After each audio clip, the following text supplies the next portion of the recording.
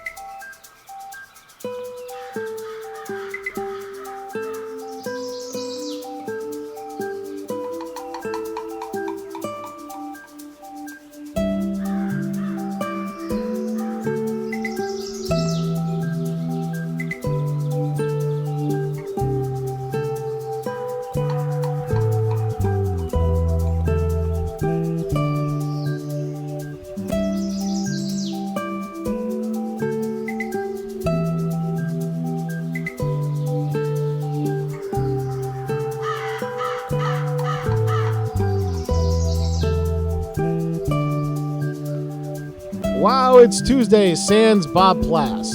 I'm Peter Coles, along with trusty, dusty, lusty, musty sidekick, currently fermenting at home, JPEG Luca, and our good friend Rick Barry in studio. Good morning, Rick. Good morning. Ooh, And it is morning. It's something like that. Oh, God, I gotta let Bob in. You guys talk amongst yourselves. Good morning and good morning, Rick. How are you? I'm okay. How about yourself, Jay? We're doing okay. I thought I'd save $1 and stay home this morning. You'll have to owe me. It's okay. For those of you that don't know, Rick does helps raise funds for the Amelia Park Children's Museum and the Penguin Plunge every year. And the running joke is every time I see him, I hand him $1 to get him closer to his goal of raising an awful lot of money, as he always does for the Children's Museum.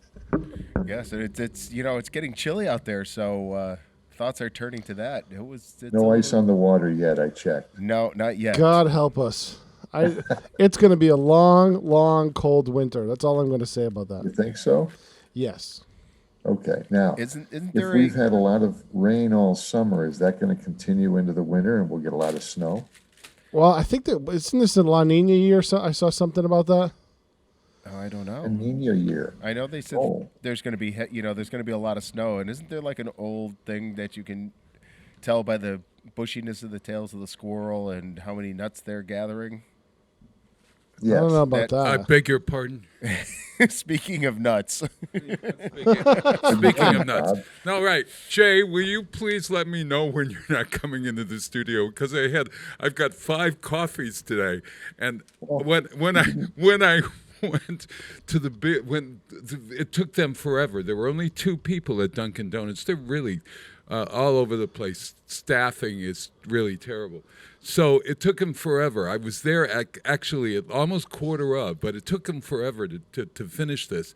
And Hey, Bob, can I throw my morning political shot after you're done? Yeah, what? After you're done. Go ahead. No, well, God, if there's a political shot.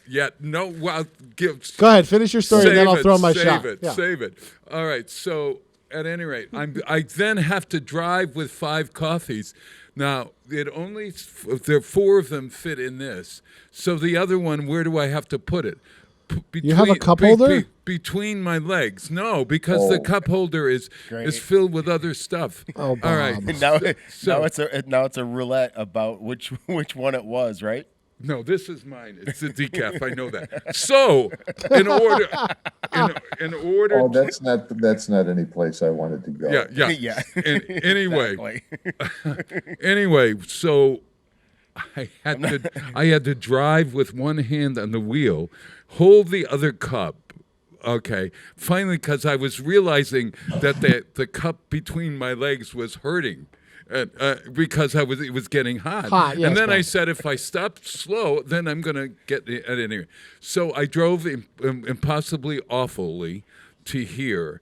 And Impossibly awfully? yeah, and I had to From an go. English teacher. Yeah. Hey, Bob, it's no worse than when I drove in with. I came down Southampton Road this morning, got my coffee because I need two, but I come out and this car pulls out in front of me down by the cemetery by St. Mary's, and they immediately pull out of the street into the wrong lane. Oh I my mean, God. out of the right hand, so Yeah. in front of me into the wrong lane, right? Oh my God. So they almost wipe out somebody in front of the mobile station, right? Right. So I'm sitting there going, all right, well, maybe they're just disoriented. They'll correct it. But when they see the person blowing the horn at them, coming for a head-on collision, Oh my God, no. right? So now we get down by the fire station, and we're coming up to the divider where it's a left-right divider over the Turnpike Bridge. They're going on the left-hand side, and there's 4 cars coming up the divider. So now I know I'm gonna witness a horrific crash, right? Oh God, no. Yes. So the person gets about 30 feet into this, and the other person's blowing the horn. I'm flashing my lights. Right. I turn on the strobes on my car. I'm like, what the hell's going on, right? Yeah. So now you have to wait. This person has to back up 30 feet, almost wipes out the Armco barrier, backing up, and then comes in my lane, right? So I pull up next to him, and it looks like this older, and I would say, based upon the haircut and facial features, probably Ukrainian, and probably not in this country very long. So I'm thinking they drove on the left wherever they were. Maybe. It would have been. I'm thinking they Brit- drove on the left, and they woke up tired this morning and just drove on the left. It was a British person, probably. No, because- she looked Ukrainian. Yeah, but I think that in the UK Most they drive on the right side of the Most road. of Europe, I thought they drive on the left. No, not at all. So no. maybe it was British. No, or a British subject. British. No. You drive on the right. You speed, but you drive on the right. Okay, because they were driving on the left, and I figured the only way this makes sense is that's what they grew up with, and they're really tired this morning. Yeah. Because you don't just drive on the left and want to kill yourself this early in the morning. Not at all. Not at all. You do that late at night after you've had a few cocktails. That's why Bob doesn't drive in Europe. That's why Bob doesn't even. And Bob somebody doesn't even go to Europe. No. Yes, he does. When's the last time you? Oh, you went to Spain, didn't you? Just No. You want Scotland was the last one. I right? happen to be a world traveler, Rick. That's I true. know it's early in the morning, but I happen to. I go quite often. I save up my dough. When I was a cater waiter, I used to save up like $1,500 in order to go for like 3 weeks, and I would go like twice a year. And then the last time we went, of course, with COVID was Your last trip was to Scotland, wasn't it? Yeah, well, no, was it Scotland Or was it Portugal? I think it was it was Scotland. It was I Scotland. thought you were Scotland, yeah. Yeah, I think Portugal Somewhere then across Scotland. the Yeah. pond. So there I am. I am a country dropper. Yes. And if you want to send me $10, I'd love to go to the Ukraine. I'd love Bob, to they send call that, what do they call that? GoFundMe. Start a GoFundMe for I will. Bob's travel. Send me. Yeah, I have a feeling As that's long gonna as fail. we send you with a GoPro, and you can make a travel log for us, I'm in. Oh, I'll I give you have a 20 bucks. suggestion. We can buy Bob a gift, and this goes back to my old boss from many years ago. We asked his family. We wanted. This is one of those guys that has everything. You can't buy him anything because he's already got it. Yeah. So we asked his daughter and his wife. Look, we really want to buy this guy something. He's going to retire next year. We want to do something nice for him for Sure. Christmas. Yeah. What'd you do? Both his wife and his daughter said the same thing at the same time. Buy him a one-way bus ticket anywhere. Oh, my God. I would take that. I would take that. I would take a one-way ticket anywhere. Because I'd find a way to get home. I think maybe I would. I don't know. Have you ever hitched, Rick? Barry, you look No. like the kind of I was No, gonna Hey, Bob, you you know look you- like the kind of person that Bob, would you hitch. never really introduced everybody. Oh, geez. I sort of did. Well, we do. Did we do? Wow, it's Tuesday. No, we didn't do any of that. Oh my God. Because we had already started the show by the time you showed up. Yeah. Well. Yeah. Well, it was the 5 coffees that did me in. All right. Wow. It's Tuesday. Hi, everybody. My name is Bob Plass. I'm your host. It's the Westfield End Weekend Show, and today we have a packed show, as you can see by the number of coffees that I have.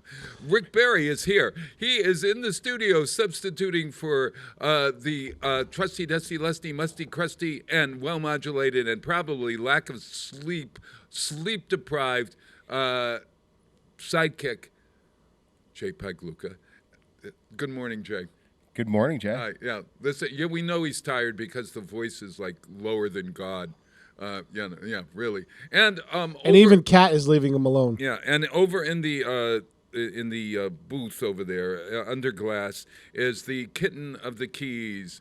There, speaking of kittens, there's that kitten, and Peter Coles is right there. So, Bob, you know what I did there? What did you do? I was so busy because you were coming in as we were starting the show. Yeah. I forgot to connect the radio station back up again. So I had you do a reset, and they think it's the beginning of the show. Oh. But I do admit my mistakes. Oh, all right. Good. Fabulous. Good. You were on TV the whole time. I was on TV, but the radio was not working.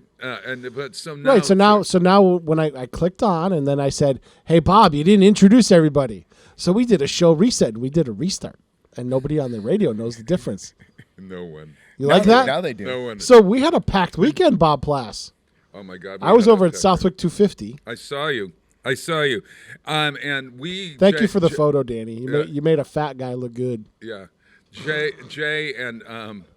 Jay and I were at the. Rick, were you able to get down? I didn't see you by chance. It was. He was busy too. I was not. We had our induction for the International Volleyball Hall of Fame was this past weekend. Everything was this weekend. It was a busy weekend. Everything. Yeah. Well, Pumpkin Fest really was a spectacular day.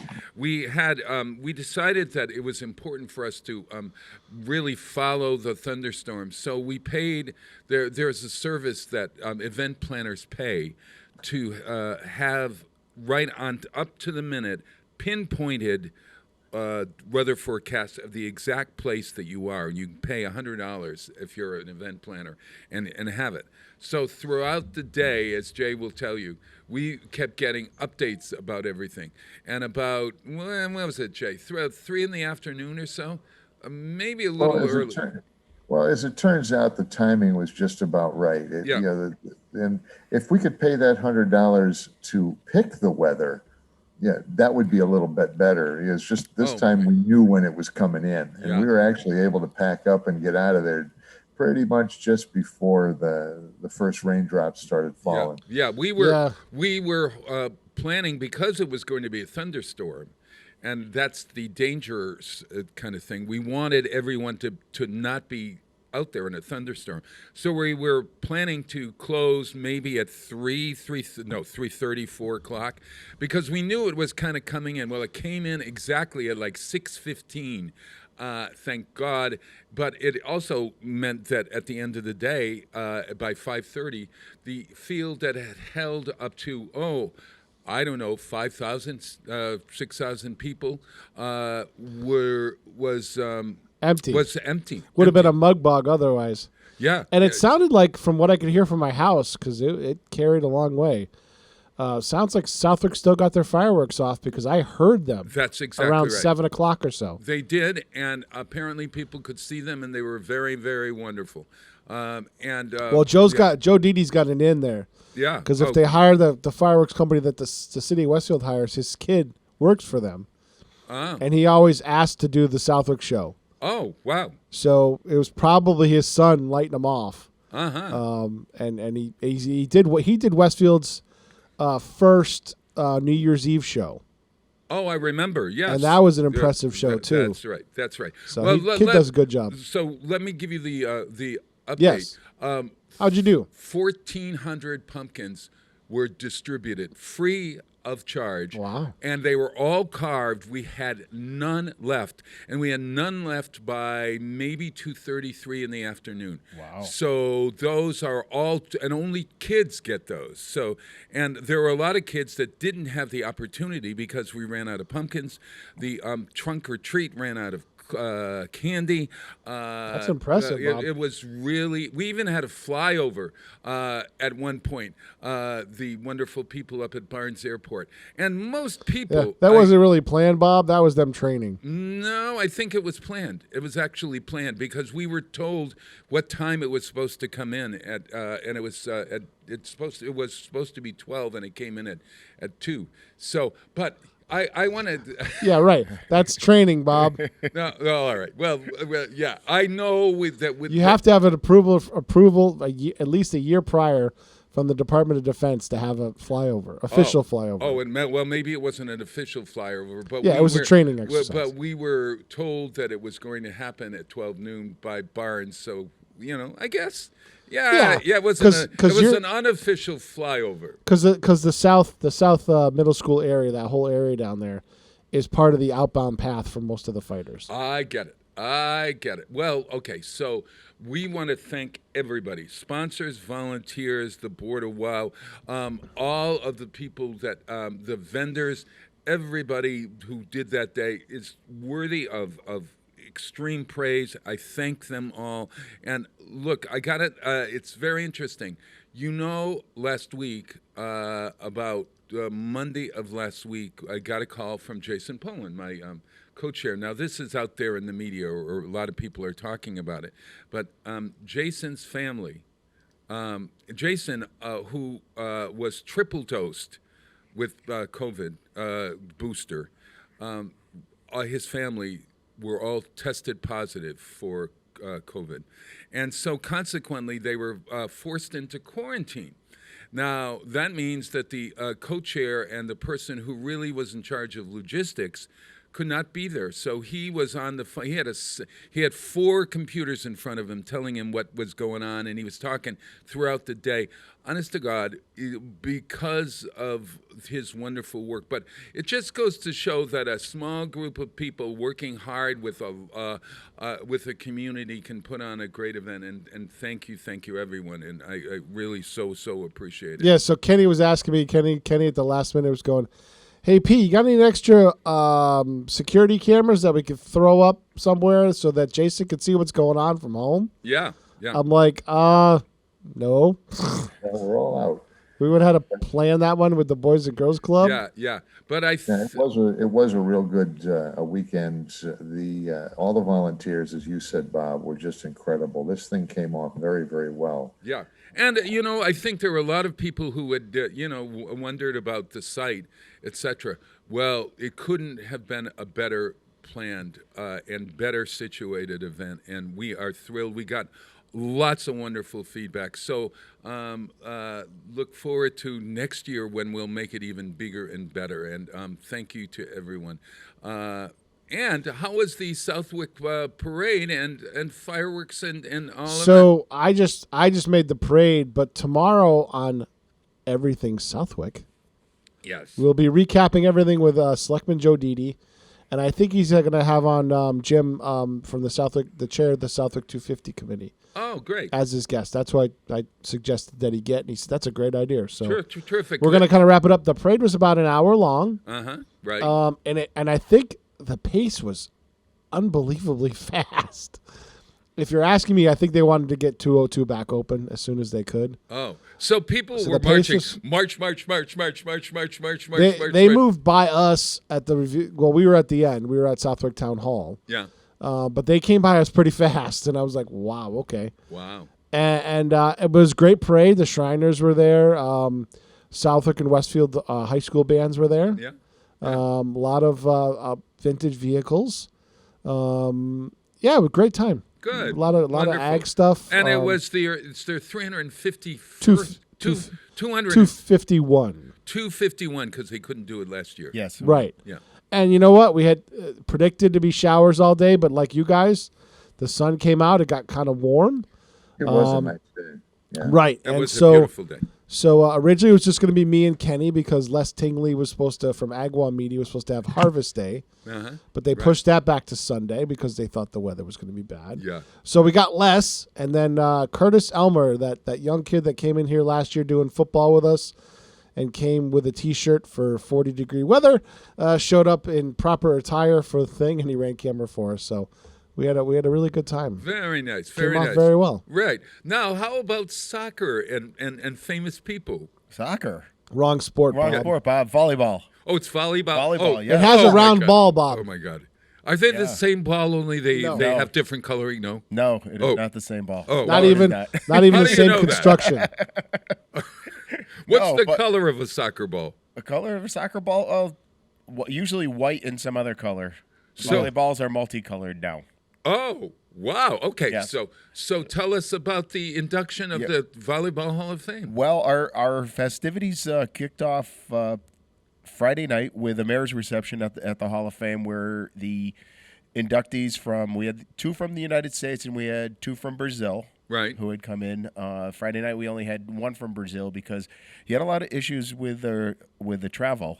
Oh, of Finally, course. Friday morning at it was like 5 a.m. he had gotten his stamp of approval for his visa to travel.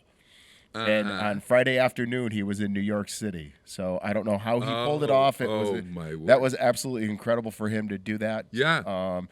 So it was a great time with the mayor's reception, and then on Saturday night we had about 250 people for our That's great. induction at Wyckoff Country Club, which did put on a phenomenal Oh, I love Wyckoff. event for us. Yeah. And then it was, in the evenings it's actually a party all night. I tell you, I was up at least till 3 a.m. every morning. How late was with the bar open?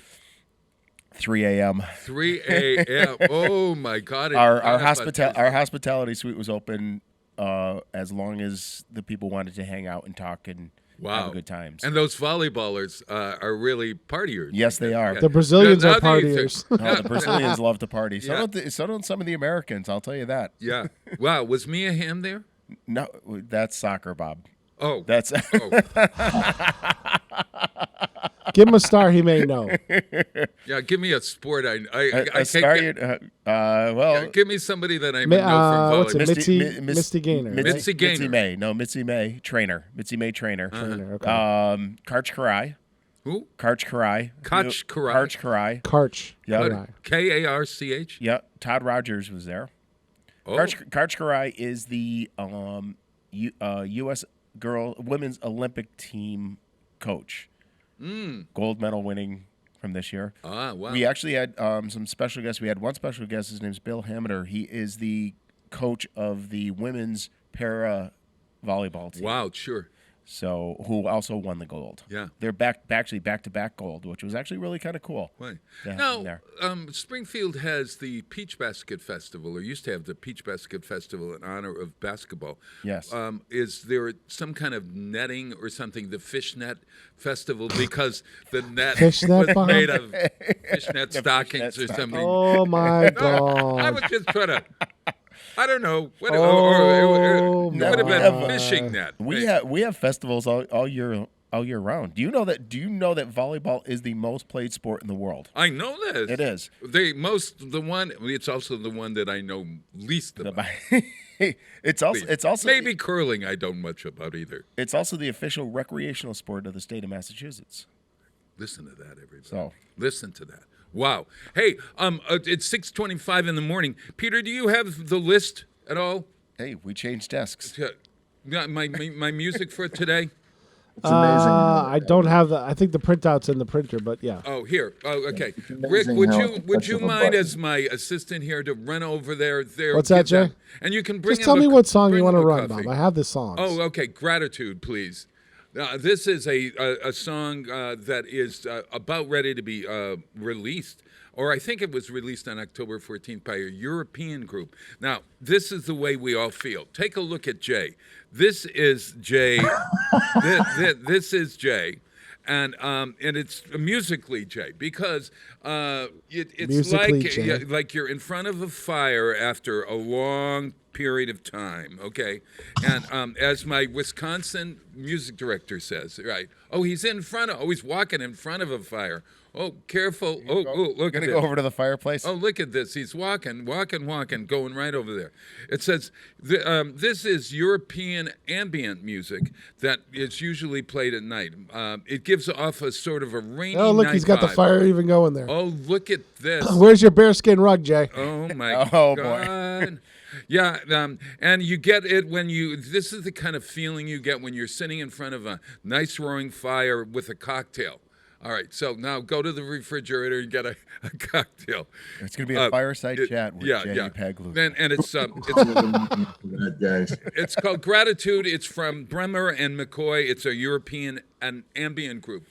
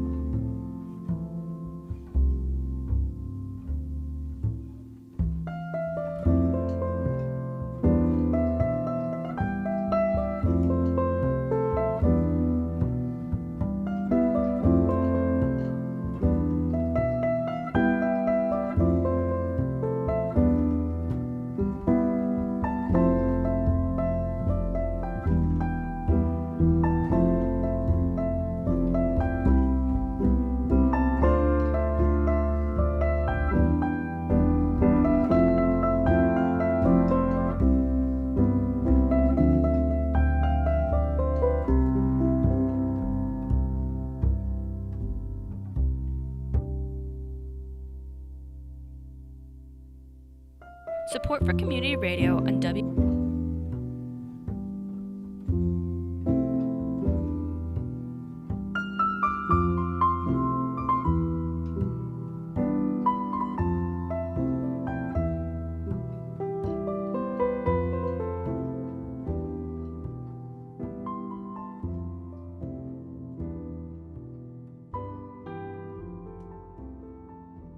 Support for community radio on WSKB provided by Westfield Electroplating. Employing over 140 skilled platers, painters, and technicians, Westfield Electroplating was founded in 1946 and was the first company in the country to achieve National Aerospace and Defense Contractor Program accreditation, proudly maintaining that status for over a decade. Westfield Electroplating provides over 50 quality finishes to meet your corrosion, cosmetic, or performance needs. On the web at www.westfieldplating.com or 413-568-3716. Westfield Electroplating, putting the finishing touches on technology. This is Ken Stomsky from Ken's Den on WCPC 15 and 89.5 FM, Tuesdays, 8 to 10. Community Radio. 89.5 WSKB. Live from Studio 120 at Westfield Technical Academy, this is WCPC Channel 15 and 89.5 FM, WSKB Westfield. Oh, wow, it's Tuesday, October 19th, 2023, and counting. My name is Bob Pless. We have a guest, as you see here, the lovely Jessica Martin from Jessica Martin Realty, the Hives, the Bob's Martin having a Hives, tough morning. the Martin Hives, More coffee. and the book reader of all time is here. Thank you, Jess. morning. Rick Berry is in the studio for Jay Pagluco, who is now, oh my God, if you look on television, you can see him. This looks sort of like a genie. Oh my God, it's Bob Fosse. Just hands. It's got, he's got these hands like Bob Fosse, and he's there at home in the dark, in the dark.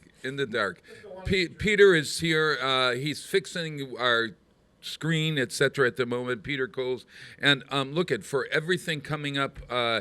You go to westfieldonweekends.com, and this half hour we're going to have a visit from Bill Westerlin, I think, from Artworks to talk about Art Oberfest. But Jessica, hi. Hi. Good morning. Good morning. Hey, speaking of hives, while I was out in the field, okay, Rick, look at this. You've got a little something there. Oh my God! Look! Oh, wow. Look. That's not a little something. No. Saturday, when we were putting down Sebastian Glabocki's wonderful sculpt of the pumpkin on a field, it was at the end of the day, and it was getting toward dusk. All day long, no bugs. You know, there are no bugs until dusk. Sure. I get bit on Saturday. Now they're still itching me as the person from Martin it looks like Hives. you got into some poison ivy. It doesn't even look like bug bites. Do you typically mosquitoes? They were mosquitoes. I saw them biting me. That's Yeah, crazy I that saw you- them biting me. Or He's allergic to mosquitoes. I'm never. Usually they avoid me. Ground fleas? Usually they avoid me. So what do I do to get rid of this darn thing? Am I going to have to look like I'm a kid with chicken pox? Yes, you need some calamine or some Benadryl or something to stop your itching. Well, I can't take the Benadryl because then that's going to make me sleepy, isn't it? Yeah, but I mean, take the day off, sit home, have a sip of that Benadryl, enjoy your day. No, I got to make scarecrows. I went into the scarecrow industries during Pumpkin Fest. Hey, is Bill Westerlin on? He's there. I just got to get a triple box, but he can hear you and he can talk. All right, great. Hi, Bill. Good morning. Morning, Bill. How are you? Bill. Hey, Bill. Good. How are you guys? Yeah, good. I'm gonna have Bill to, Westerlin is from Artworks Westfield. Hold on, Artworks. Bob. Jay, are you jumping out? Yeah, folks, I'm going to have to bid my adieu here, but I did want to stay on long enough to see Bill. Hey, Bill, good to see you. And Hey, also Jay. Jessica in studio. Well, sorry I can't be there. So Jay's about to put up the recliner and go back to bed. Go back to sleep, my friend. All righty. I'll take that. All right, so I won't adjust the triple boxes then. Have a good morning, everyone. You too. Thanks, Jay, All right, for Jay, everything. we'll talk to you soon. Bye-bye. So, hey, Jay, so Bill Westerlin, you're always outside. You're always in nature. The mosquitoes got me on Saturday at dusk when I was setting up something at the Pumpkin Fest. And I'm covered in mosquito bites that keep itching. Look, see, over here. You're allergic. What do I do? Stop scratching. Yes. How can I stop? Yeah. Calamine lotion, Bob, will help with the Yes. itching. You need a salve. That's what you Calamine. need. Yeah. Then I said, this Or is baking this soda. is the reason why I would never, ever. Well, there are a lot of reasons, but I will never be on Survivor. I am not going to a jungle. I am never going to a jungle. Somebody give that man some bug spray. No. Holy mother! I got another story, but I would rather talk about Art Oberfest. Jessica, you Arttoberfest. October. How do you say it, Bill? Art Oberfest. Arttoberfest. See? Arttoberfest. Arttoberfest. Arttoberfest. Yes. There you go. Good job. Okay, very nice, very nice. And look, This is called Spelling with Bob. yeah, Arttober. Bill Westerlin. Look at these fabulous paintings, and there's not everybody who has a picture of themselves over their right shoulder. Unbelievable. So good. That's Ellen Westerlin's work, right? I got it. That is correct, Bob. She is the acrylic painter in the household. Oh my God. Was she desperate one day for a subject and she made you sit down as her husband to take it? No, that is from a photograph, so I didn't have to sit still for days and days on end. I wouldn't know it was you. if I were in a studio somewhere distant from you and saw it on a TV. I would know it was you. Fabulous. She's a great artist. So, look, we had Pumpkin Fest this weekend, and what is better than to continue the celebration the following weekend with Artworks Art Oberfest? You have any idea, Jessica, what that might mean? What is it? The Artoberfest. Well, I know it's going to be arts, music, and probably some authors on the green in Westfield. Are we at Amelia Park now? Well, let's ask the man in charge. Tell us, Bill. Tell us all about it. I love the All author right, part of that event. So Artoberfest is actually the offspring of our original fall art and author show way back in 2017. We did it inside the Old Town Hall. I remember. I remember that.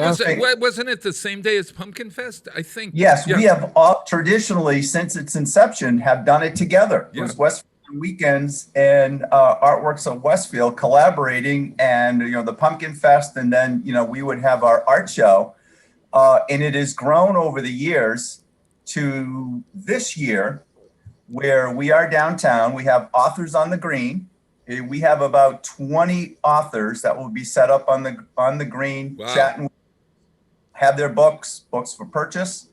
We have, at last count, 24 artists that will be set up along Elm Street on the sidewalk between School and close to Arnold, and they'll be set up along the sidewalk along Elm. Oh, fabulous!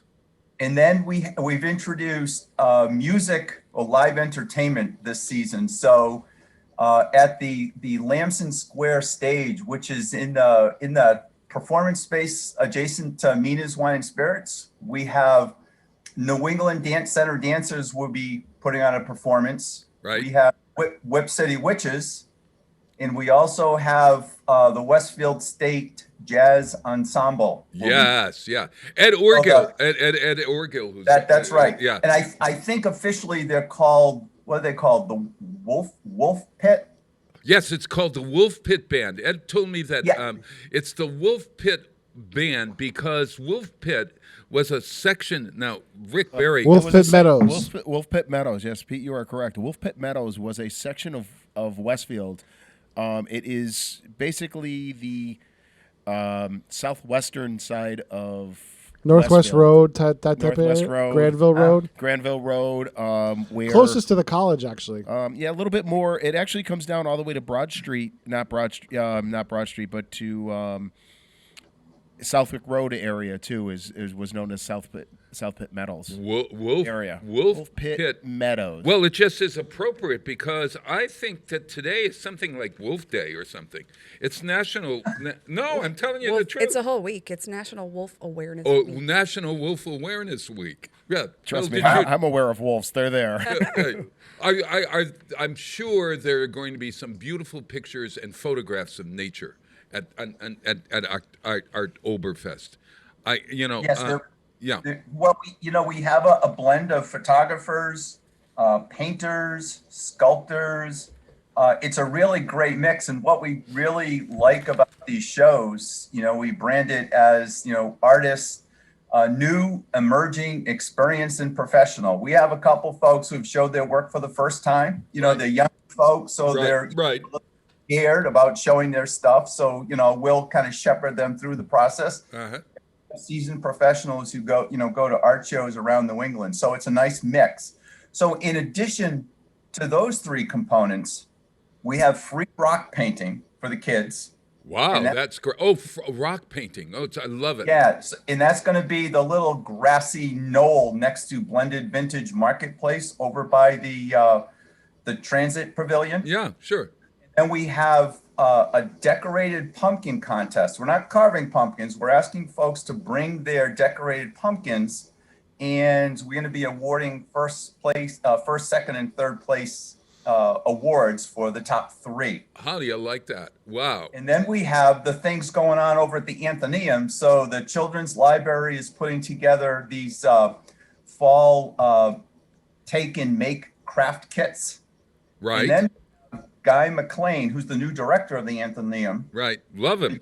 guided tour of the gallery at 1 p.m. to kind of walk through the exhibit, but also, talking about the changes that are being put in place to make that gallery, take that gallery to the next level. Yeah, it's the Rand Gallery, right? It's the gallery Jasper Rand Gallery. Right. Yep. Yeah, right. So the other thing I need to mention is in that performance space, we're going to have White Lion Brewing, and we're going to have Two Rivers Burrito. So they will be there as well. So it's going to be a great day to just come down and wander around to those components, but also just wander around downtown Westfield. There's a lot of cool new shops that have opened up downtown. It's really exciting to see all those folks coming in. Folks are looking at Westfield, seeing folks being businesses and seeing all the activity. Oh yeah, So- I know. Yes, exactly right. There's Pumpkin Fest, there's Artoberfest, there's all these things happening. And the businesses are noticing now. So it's really cool to see. Yeah. Well, and you mentioned downtown. It's a really wonderful place. I think that we have Westfield on Weekends has our location down there at 105 Elm Street. And on Friday night, as a beginning of, we could have connected it some way. Now, maybe next year. We're doing it's called Up Close and Musical. It's a intimate concert series that we do, that we've been working with the Andy Bonacci at the Westfield music department, and we are working on a whole series of lectures and music that are going to be happening right there at 105 Elm Street. It's a free concert. There are probably about 50 or 60 seats in that for this, and it's a concert of students that are really top-notch, as well as faculty, etc. And it's called Up Close and Musical, and it's on Friday night at, and I think it starts at 7 o'clock, as a matter of fact. Friday night at 7, and it will be in November and December, and then all throughout next year. The concerts will be this year, and then there'll be some lectures and stuff. So there's lots happening. Absolutely. Bill, it's what else is Artworks up to? Well, first of all, we kind of lumbered through the pandemic. I mean, we never officially, lumbered is the word. Lumbering. Yeah. We we did a lot of online stuff. I mean, we did manage to pull off the fall art and author show last season, despite the pandemic. It was outdoors, right. Had chilled down, so people were able to come out safely. So we were able to keep this running since 2017 now, despite the pandemic. Sure. And then we've had all the the musical events downtown this season, which has been great. And that Downtown Live series has just grown year over year over year. We're really, really excited about that franchise and taking that forward. Sure. Of course, weather really was poor this year. I think half of our stuff was washed out, postponed, whatever, because of the really lousy weather. It was just. What do you do, Bill? What do you do the week before? Because I was in such agita, you guys. You think I was scratching? I was scratching with agita last week.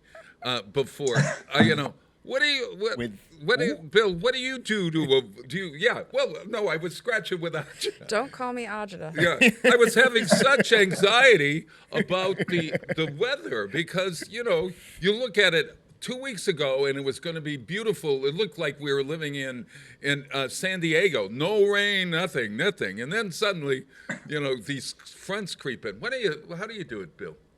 Well, what we do is we encourage every single participant to put vibes out to the universe, whoever they turn to for good fortune and luck, whatever that is, and just keep on sending them out. Bob, I'm with you. What's scary looking about those long-term forecasts is they're never right, never ever. No. Right. No. Because listen, they can't forecast weather for tomorrow accurately. How can they look 2 weeks out and say this is what's going to happen, on November the 1st? There's just no way. So, I think it's whatever you need to calm your anxiety is what I do. Whatever. I'll be over. Yeah, I've got get out that maker's mark. What happens? Right now our fingers are crossed about Saturday. Yeah. And I hate to say it, but it looks like good weather. But you know what? who knows until Friday night? We'll It's determine if it's it's a New go, England. 'cause Yeah. Somebody asked, Rain will wash this out. Yeah. Rain will wash this out. There's no way we're going to do. You can't have authors and artists sitting on umbrellas out in the rain. It just will work. No. It's done. It The question that we get, both of us, I'm sure, a lot, is it rain or shine, or are you going to do a rain date? And oftentimes people don't understand the difficulty. Talk about that difficulty of rain dates. Rain dates you just can't do unless it's such a small event. You have the flexibility, but you know, Bob, you got to book all the acts. You got to get it done. Sometimes you got to get permits. Like if you use the green, you got to get a permit, and you can't just carry that over another date. If you don't, yes, you're done. You got to go before. What is it? Park and Recreation. And that's right. That's exactly right. Yeah. And all the logistics behind these events, I think folks don't really understand what it takes to pull them off. There's a lot of sleepless nights for the organizers, and I can attest to that.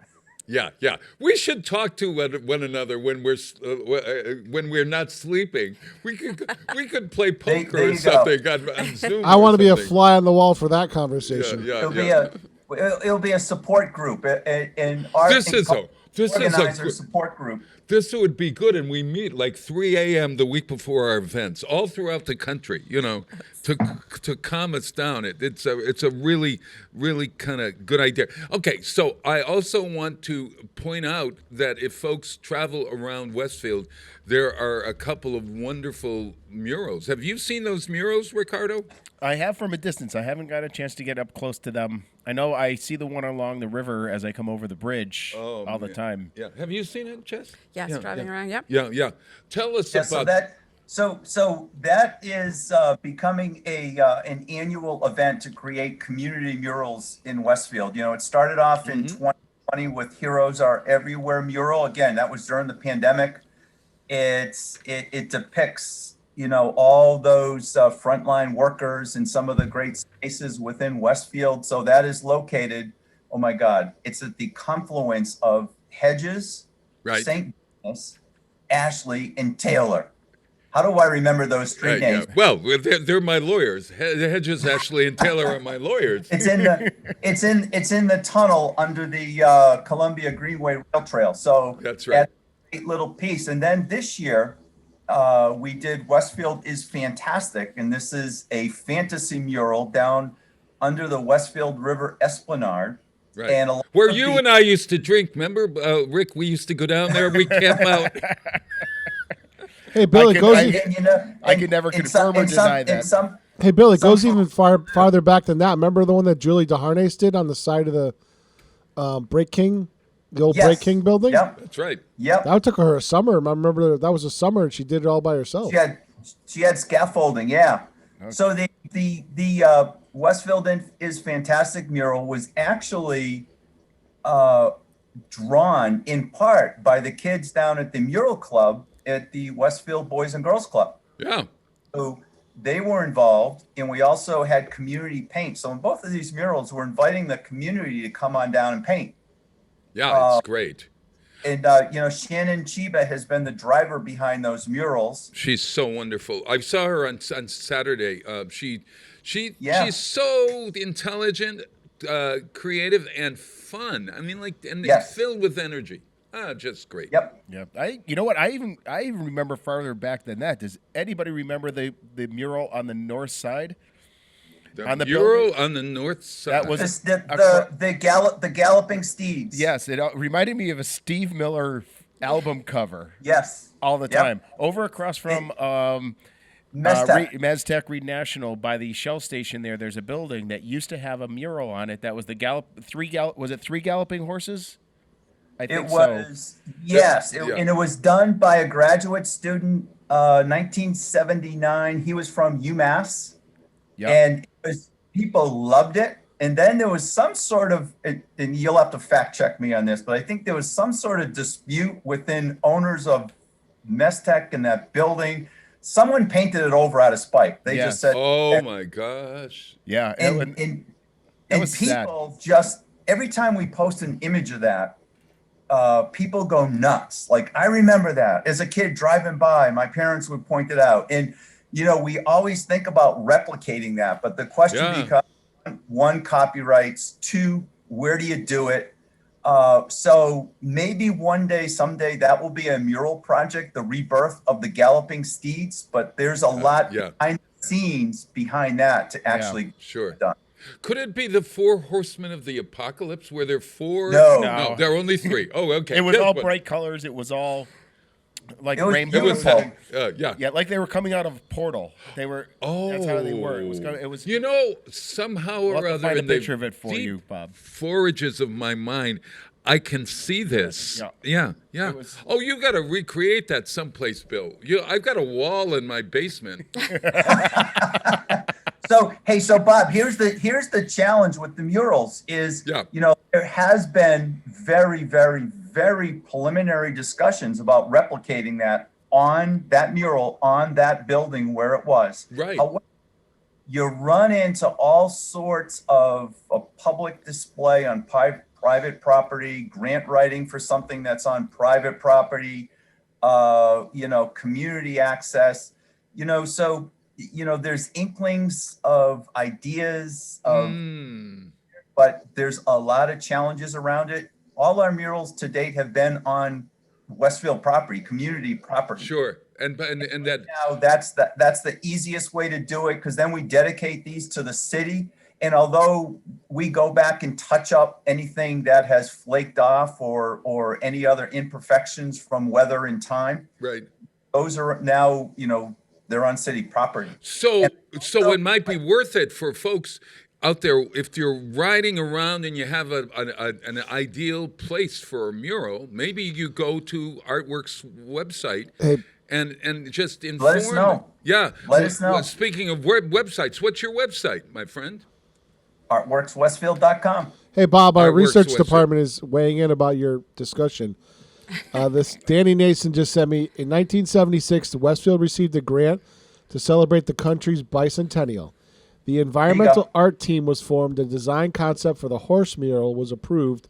Westfield's nickname is the Whip City. The building was originally a horse barn, and 3 horses honored whip making in Westfield. The location was perfect because anyone driving up North Elm Street could see the mural. The mural ended up being painted over when a new owner bought Sterling Radiator. If you look close, you can still see the mural's outline. What a beautiful Westfield landmark in the past. Wow. Thank you, Danny. Oh, yeah. Hey, good job. So Dan's information sort of leads me to believe that if indeed you got the person who owned the building involved, and I'm wondering maybe the Westfield Whip building. I don't know if I'm just putting it out there. There's a lot of possibilities there for sure. So that's on our radar. But I also want to tell you, related to the murals, our thought has always been,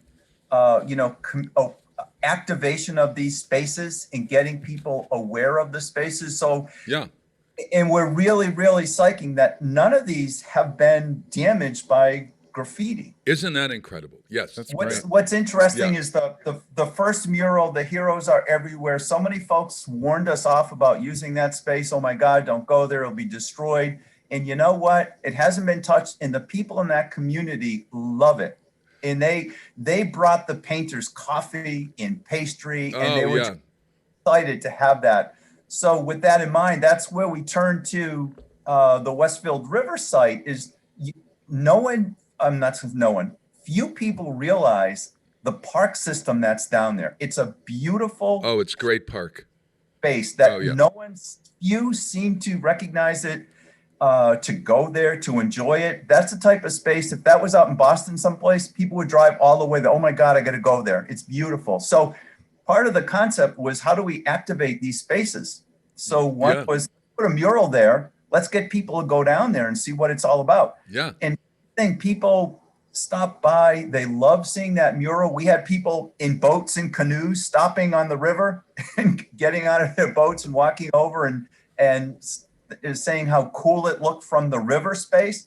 So, that's the other thing that happens behind it. It's community engagement, but it's also space activation. Yeah. So good. So good. Artworks is having art Oberfest this weekend. What are the times of that? We start at 10 a.m. Yep. We go till 5. Mm-hmm. And the entertainment starts at 11 and goes till 5. Wonderful. Wonderful. In the performance space. Sure. And if they want to read all about it or send their friends, you have a fabulous website that does Catherine Hillman do that, I think you said?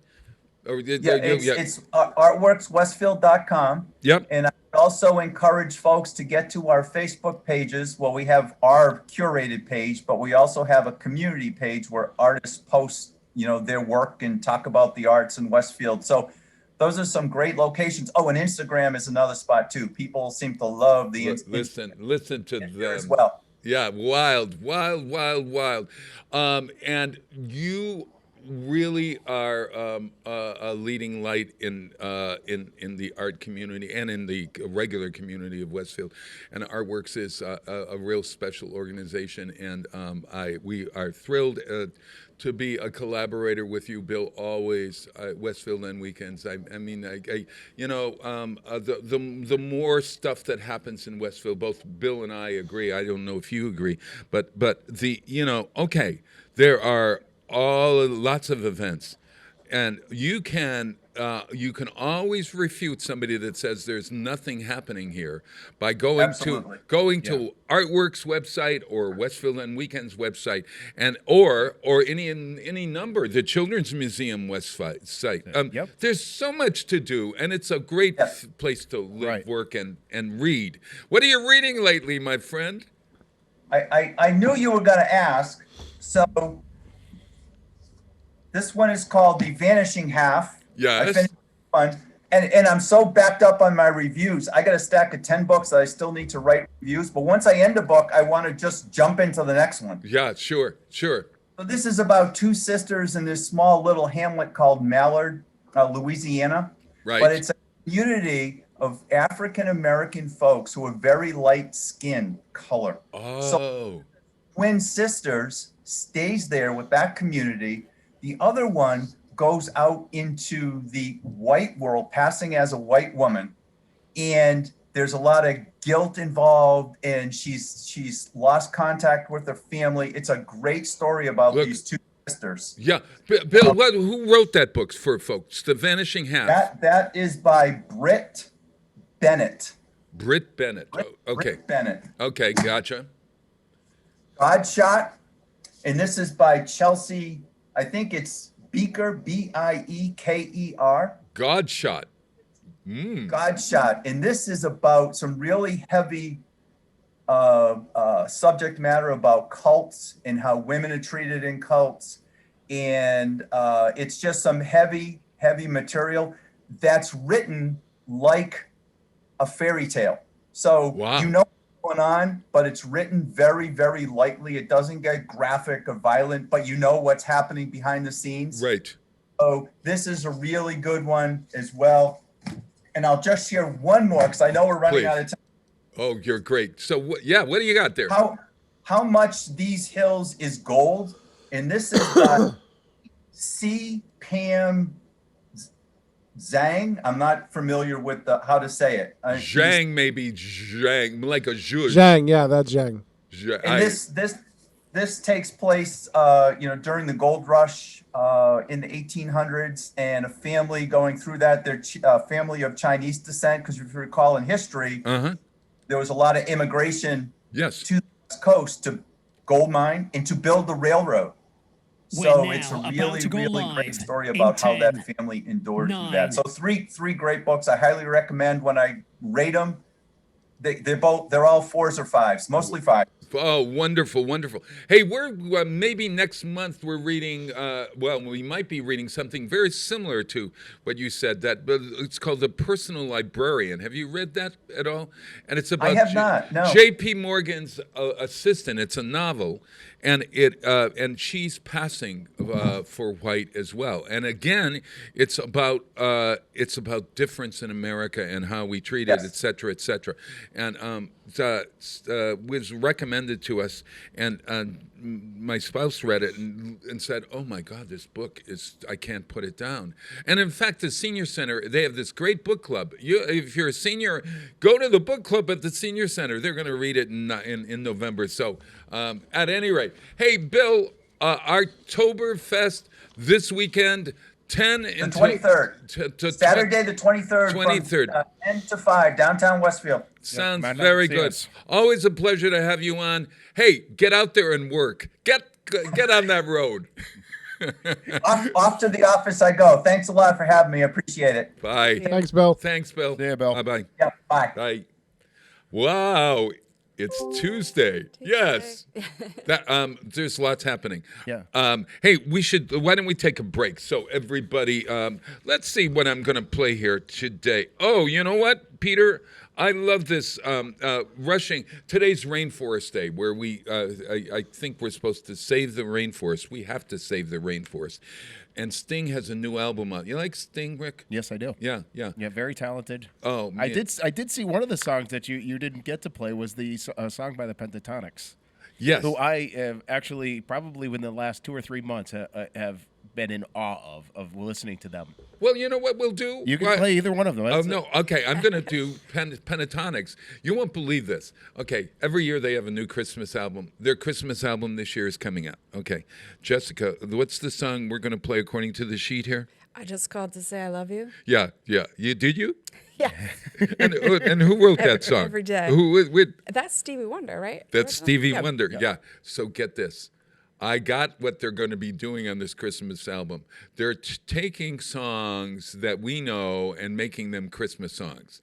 And so on Christmas Eve, I just called to say I love you. And that's how they got around it. So when you hear this, we're going to play it. This is out now. You can get the Pentatonics album coming up soon. This is a preview of the Christmas album. And I know it's a little early. I know. But I wanted to say, I called. I love you. Oh, God, that sounds like... to celebrate. No chocolate covered candy hearts to give away. No first of spring, no song to sing. In fact, it's just another ordinary day. I just called to say I love you. I just called to say how much I care. I just called to say I love you. And I mean it from the bottom of my heart. Of my heart.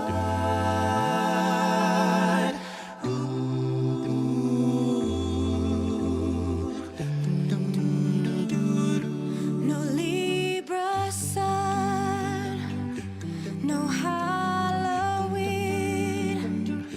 no giving thanks to all the Christmas joy you bring. But what it is, though oh so new, to fill your heart like no 3 words could ever do. I just called to say I love you. I just called to say how much I care. I just called to say I love you. And I mean it from the bottom of my heart. Of my heart. Of my heart. Of my heart. I just called to say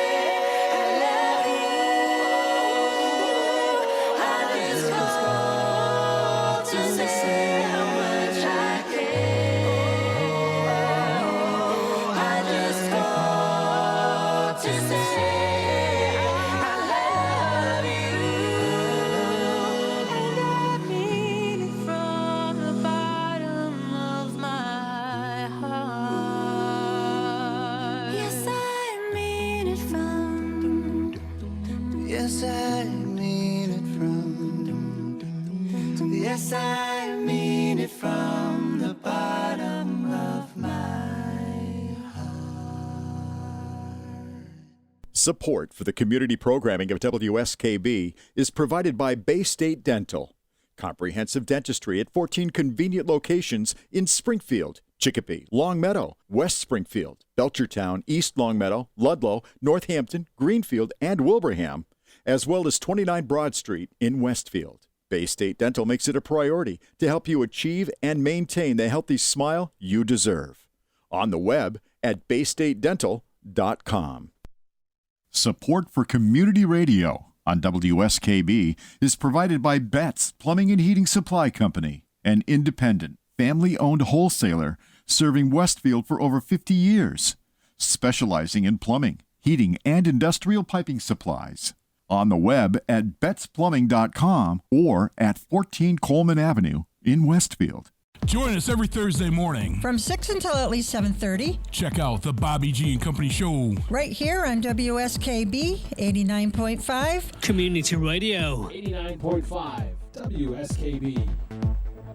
Live from Studio 120 at Westfield Technical Academy, this is WCPC Channel 15 at 89.5 FM WSKB Westfield. Wow, it is Tuesday morning. It is October. Do you believe it's October already? And it is October, what is it, the 19th, the 18th? I don't know. What is 19th. It's the 19th. October 19th, 2023 and counting. My name is Bob Plass. I'm here with the fabulous Jessica Martin, the diva of bees, books and hives and realty. Houses, yeah, baby. And houses, yes, yeah. And a very good friend who lives in a house. Rick Berry is right over here. Yes, I live in a house. I don't Did live you in a have a shack. realtor when you bought your house? Actually, no, we didn't. I actually bought it directly from the seller. Wow. We did not go through a realtor at the time. And that worked out well for Yes. you? Did you have any glitches? Yes, it did. Because look, some families need some help. Yeah. Well, no, that was 20 some odd years ago, 24 years ago, maybe 25 years ago that I bought my house. I So. see. And there were probably fewer realtors 24 years ago. Oh my goodness, You know? there were fewer realtors 8 months ago. Yes. Oh, do you think? Yeah. Oh, everybody wants to get into the real estate game. Yeah, it looks like an easy job where you could make some money. So everyone took the class. Once the class went to Zoom, which in Massachusetts you could take online classes previous, but prior to this in Connecticut you could not take any education online. You had to appear in person Yeah. for the class. Oh, yeah. But now, Well, to prove that you're doing it, and you're not having your little brother next to you answering. Yes, but with the Zoom and being able to be on the screen and be seen, a lot of people got their real estate licenses. So it's been a little bit of a challenging time for those of us who work full time and have been in the business when everyone on the other side of your deal, it's their first deal. And so you're not only working through the problems of the transaction, but also having to train someone on the job that's not your responsibility. Oh, my, take it back. Well, the saga of the Plass family house continues. Dun, dun. It's a big day, though, Bob. This is a big. Today's a big day. Today's gets this. We got to be out by noon. Today is the big day, and I will not say congratulations prematurely because that is bad luck. But on our calendar today, we have the closing scheduled. What is a closing anyway? The Plass family homestead. The door closes on one chapter and another begins. Pretty much. The most important thing on closing day is that the buyer's lender gives all the money for the house to the attorney, and then the attorney will disperse those funds where they go, and the buyer owns the house, and the sellers get paid for said house. So, do they get paid on that exact day? Typically, yes. So if you're doing a money wire, because now we move money electronically, there's no paper money that exists anymore. Yeah. Your family, just like every other thing in this transaction, is unique. So. So you will not be receiving a wire. That's not a compliment, folks. So Jessica, your hourly rate's down to $3.25 by the time this is all said and done. I think I'm at about $2.27 per hour at this point. Right. Below poverty level. That's you can apply for unemployment assistance with this one. Yes, I'm in the food service business, and no one is tipping me. Oh my God! I know how Jessica, that is. you know what the other nice thing is though? When this is all said and done, just change the names and write a book, and you'll make a ton of money. This will definitely go in the. Make sure you're taking notes as you go, Is so you can literally write the book. Crypt. Yeah. Is this like one of the the story of selling this house with the Plass family, has this been right up there? I mean, like, are we the number one storytelling?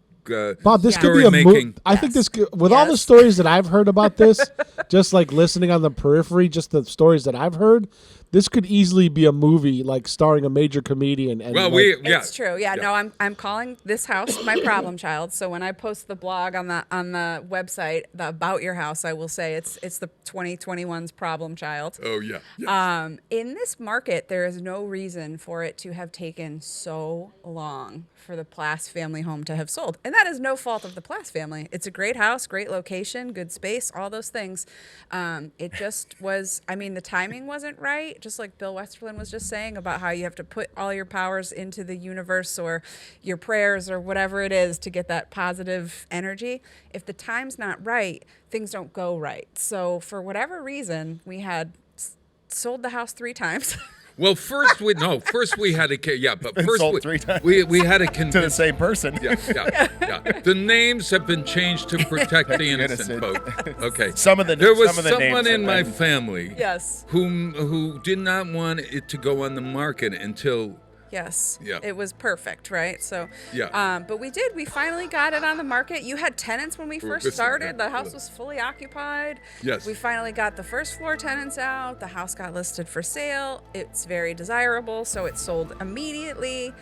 But then we had some cold-footed buyers back out of the deal, and then it happened again. But you had home inspections and appraisals and appointments and so many things. And there's... Should I just keep looping the music? Yes. Oh yeah, please keep it because keep that music The going. truth is out there, Bob. No, It's out there. Yeah, because there is a climax. Oh, you want to talk about the climax? Yeah, right. Today will be the official climax if this ends today. Go. But and back to asking about the closing. Today is the buyer's closing. So Bob and his siblings have already had their version of the closing, where they go to the lawyer's office and sign their documents ahead of time. Yes. So we all met in West Springfield for that occasion.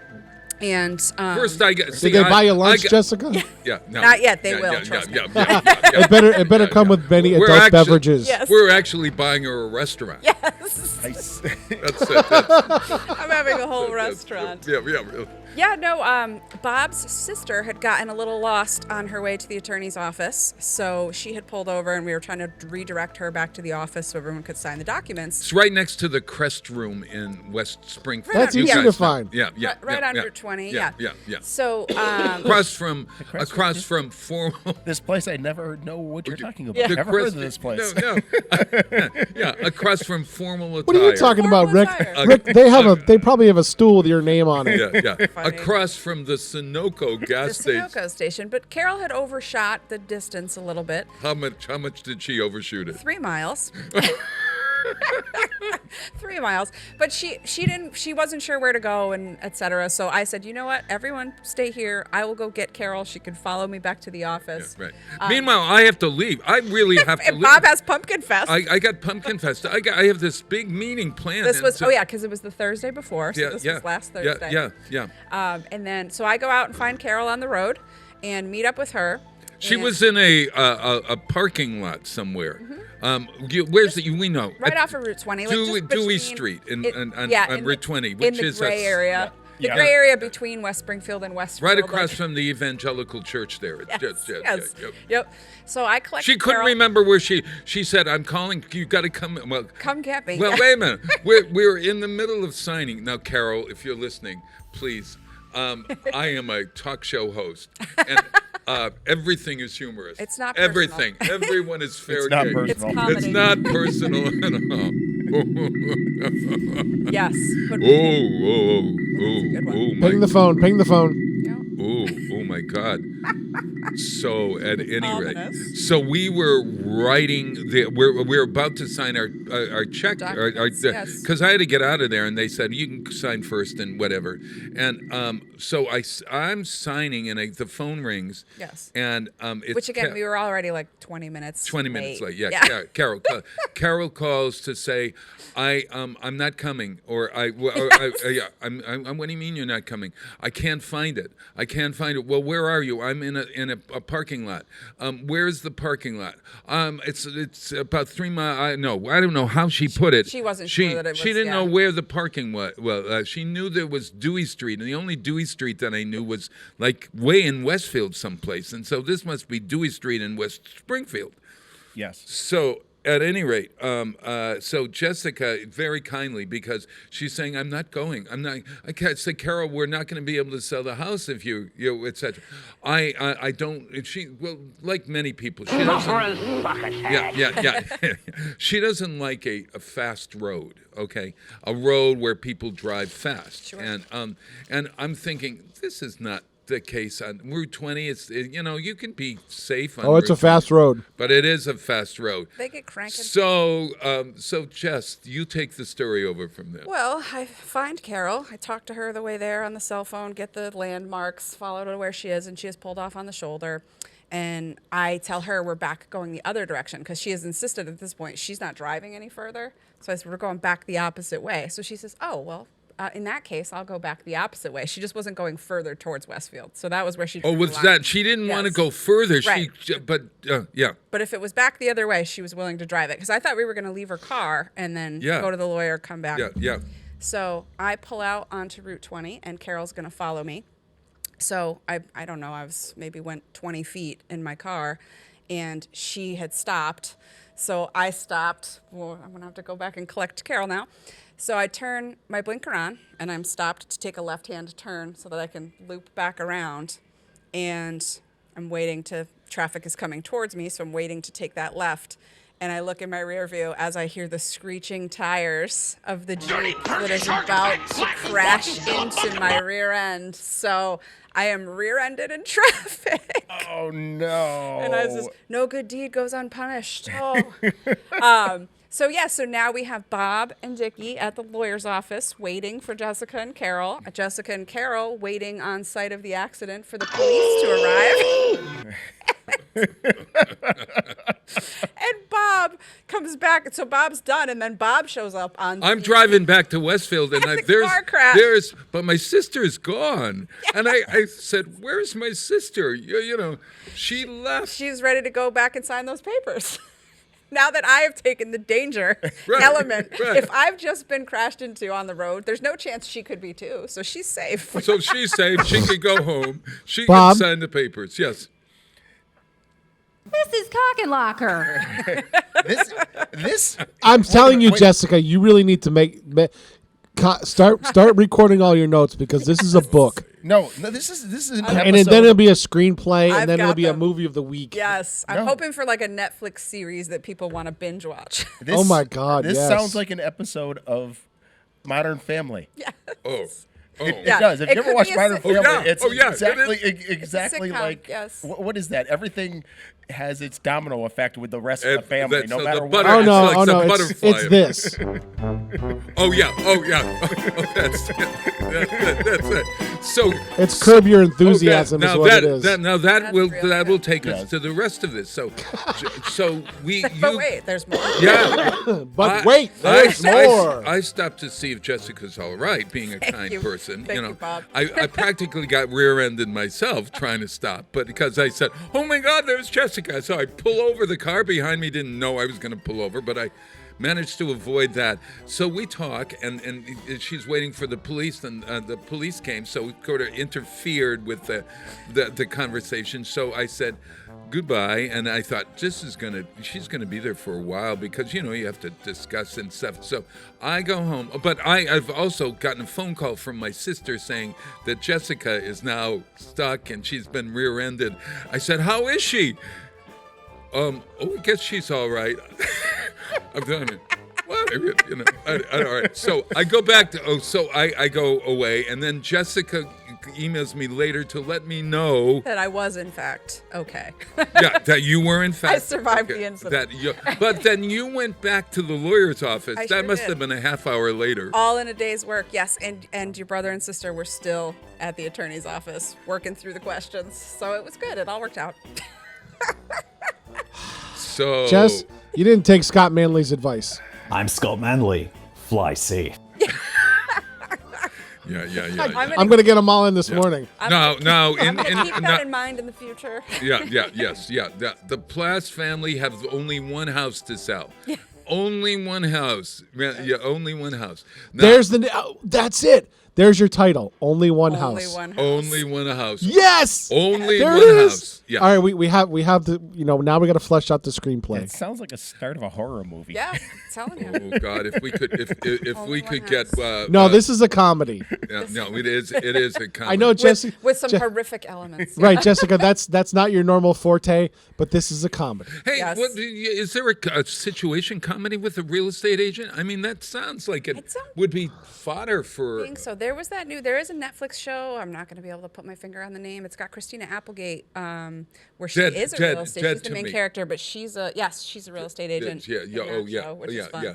But nothing that really focuses on the humor of the people you serve. No. We're going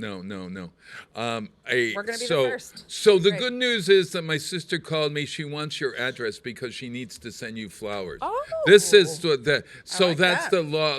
I'll take that. That's the upshot. Yeah. And you can place them right at the reception table of the restaurant we're going to buy. At any rate. All right. Yes. That's the story, and we're sticking to it. Rainforest Day. Hey, hit that wonderful song. This is from Sting's new album that he composed and wrote during quarantine, and I think it's coming out in a couple of weeks. But this is a really incredibly wonderful song called "Rushing Water," it's the name of the album is "The Bridge." It's out November 19th, which happens to be a night I think that we are doing a concert with Westfield State College at Westfield Creative Arts Center. We've got one this Friday night. So as musicians, you might want to come down. The faculty and students of Westfield State University's music department are incredible. Andy Bonacci and Etta Orgil have been working with us. This is the first in a series. It's called Up Close and Musical, and it's played on a Steinway piano. If you really want, Steinway is there, and it's going to be used for some of the pieces. And if you know Corey Bruno, I think her daughter is one of the performers. Hannah Bruno is be singing, and it's everything from Beethoven to Broadway. Yeah. That's from Beethoven to Broadway. Yeah. It's 7:00 this Friday night at 105 Elm Street, which is the Westfield on Weekends headquarters, which is also the Westfield Creative Arts Center, which is ably run by Kathy Bradford. And thank you to everybody on that. Meanwhile, back to Rushing Water. Rushing Water.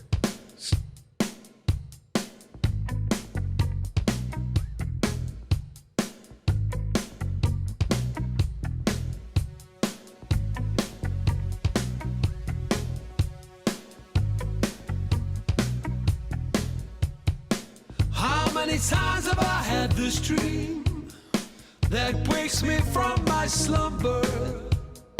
How will I ever get to sleep again? Counting sheep in a book of numbers. How many times have I had this dream with you walking towards me from the river? And when will I ever get to rest again? Wondering if I can deliver. This is the sound of rushing water flooding through my brain. This is the sound of God's own daughter calling out your name.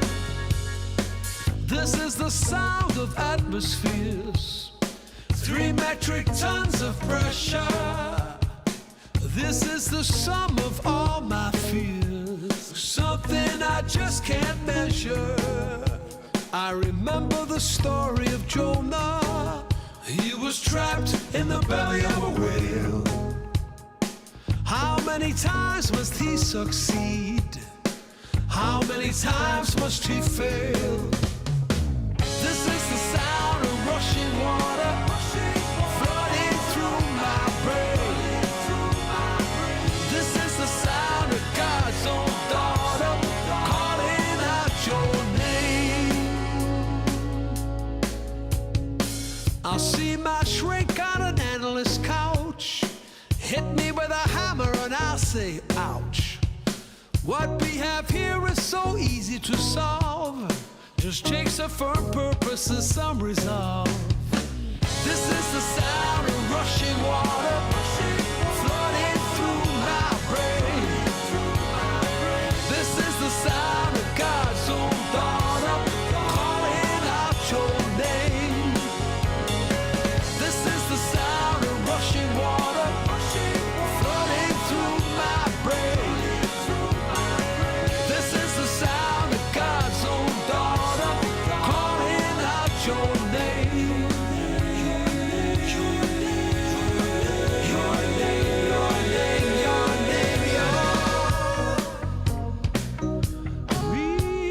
To the waters flooding through your brain. Easy to the waters calling out your name. Easy to the waters flooding through your brain. Easy to the waters. Support for the community programming of WSKB is provided by the Dunkin' Donut Shops of Westfield and the Sardinia family. It's nice to know that even as the world changes, Dunkin' Coffee remains the same at 7 convenient locations throughout Westfield. Join me, Tina Gorman, each week from 6 to 8 a.m. for Wake Up Wednesday, when my guests and I discuss health, wellness, and lifestyle reimagined. Community Radio. 89.5 WSKB. Live from Studio 120 at Westfield Technical Academy, this is WCPC Channel 15 and 89.5 FM, WSKB Westfield. Wow, it is Tuesday morning, and it is October 19th, 2023, and counting. I'm Bob Plass. This is Jessica Martin. I was going to say Jessica Molaski. Jessica Molaski. Jessica Molaski is the John Pizzarelli's wife. They have a show called Radio Deluxe on the radio on Saturday afternoons. Fabulous, fabulous. Rick Berry is here, and Peter Coles is somewhere in the under glass over there, and we just decided that there is a doppelganger of actress who's going to play the wonderful role of Jessica Martin, realtor, in the movie version of Only One House. Only One House. Yes, yeah. And it is... Allison Hannigan. Yes. Allison Hannigan was on... How I Met Your Mother. How I Met Your Mother. Buffy the Vampire Slayer. That's right. And I believe she was in a number of them. Again, we all will also say she's famous for American Pie. And American Pie. Everybody movies, knows yes. her for And what's her that, big yes. line from American Pie? This one time at band camp. And we can't say the rest of it on the air. Oh, I did. Just one time at band camp. Yes. Everyone knows what comes next. Oh, yes. My God, you guys. It has got to be one of the funniest lines in that whole movie. Oh, I can imagine. It is. You get the scene. Totally. I've never. I avoided that movie. Well, I don't know why. I don't know. Funny. You've got to get me a little bit more hip here. And just to watch that movie, to see her and how innocent she is, and to have that come out of her mouth was just incredible. Yep, that was unbelievable. Well, I'm going to look forward to that. We're getting Allison Hannigan on the line. And we're going to get her signed right now for this show. Yeah, that's it. Hey, I had an experience. Scarecrow Trail is happening. You can go down Westfield on weekends, and you can sign up your house for either a haunted house or if you have a scarecrow that you feel is worth seeing, put it on the map, and you can get on the map. Our great friend Hope Tremblay is putting all of that up, and there's some great houses on the tour this year, et cetera, et cetera. So I'm making, and we're selling scarecrow kits at the Amelia Park Ice Arena. They're $20, and they go to fund all kinds of events like Pumpkin Fest. But so I'm making a couple of scarecrows for people who paid a lot of money in order to have a made a scarecrow yesterday, and so I needed to put on my styrofoam pumpkins that have hole in them that stick onto the frame of the kit. Okay, so I needed to put the buttons and the stuff for the eyes. So James says, "Look, I got Gorilla Glue to help you." And so, you ever use Gorilla Glue? I'm a fan. It's does the trick. I'm afraid of where this is going. Yeah. Oh man! But please continue. Oh, man. I didn't read the I didn't read the label. I didn't read the instructions. What did Bob I didn't. to? So at any rate, I'm putting that stuff on. I'm getting a smile on. There's a devil scarecrow that I'm making, and I'm putting it on, and it's not working, and I'm putting it more, and I'm sticking it with my hands, and it didn't work. And then James said, "You can't do it on, but you're not supposed to put it on both sides. You only put it on one side. If you put it on both sides, it's not going to work." I said, "That doesn't sound right." And then I read the instructions. Yes, it sounds right. So then I got all Gorilla Glue on 4 fingers and my thumb. On both hands. On both hands. Covered in Gorilla Glue. So I am trying my best. I'm doing my best to. I was looking at it and I was thinking, I hope this is okay. And then I'm reading the warning. Then I read the warning that I should have read before. It says to keep this out of the hands of children. Well, that should have been a clue right from the very beginning. Keep out of the hands of children, and then if do not touch. And if you get it on your hands, okay, first you're not supposed to ingest it, but if you get it on your hands, to call the poison control. Really? Yeah. So I've covered I've got 8 fingers covered with Gorilla Glue, and I'm reading on the and it's there, and I can't get it off, and I'm thinking, I've just ruined my fingerprints. I suppose I could become a thief because there would be no fingerprints anywhere. But then I started thinking, this poison that you ingest is on my skin, and it's going to be ingested into me, and I'm going to collapse even though I feel well. So I then have to call poison control. So I call poison control. Okay. Wait, first of all, how did you call poison control with glue all on your fingers? Yeah, I had one baby little thing, and I had my dial with your pinkies, and I dialed with my pinkies. Okay, oh yeah, because it gets better. So the woman was very nice, and she said, "Now this is a call we get all of the time. Please know that you're not going to be poisoned to death." If you ingest, oh my God, what's that? There's stuff. They hung up on me. Oh yeah, they hung up. When you call poison control, and they just say you're fine. Yeah. The next. No, I had as many questions as my sister did about the signing. I swear. And she was saying no, and she said, yeah, it says soak in water. I've been sitting here with my hands like in water for the last 5 minutes, but I forgot to tell you that. I was sitting there with that, and she said, no, soapy water, and you got to do it, and you got and you're not supposed to get it in your mouth. That's it. The kids. Okay. So, all right, I start. Did everything. She ask you if your mother and father were around? So, is there an adult in the house? Yes, there were an adult. So then I said, it's time for my tea and coffee. My tea and my afternoon snack. Okay, and for that, I had prepared. I took them out of a bag. My tortillas and my hummus. Okay, now.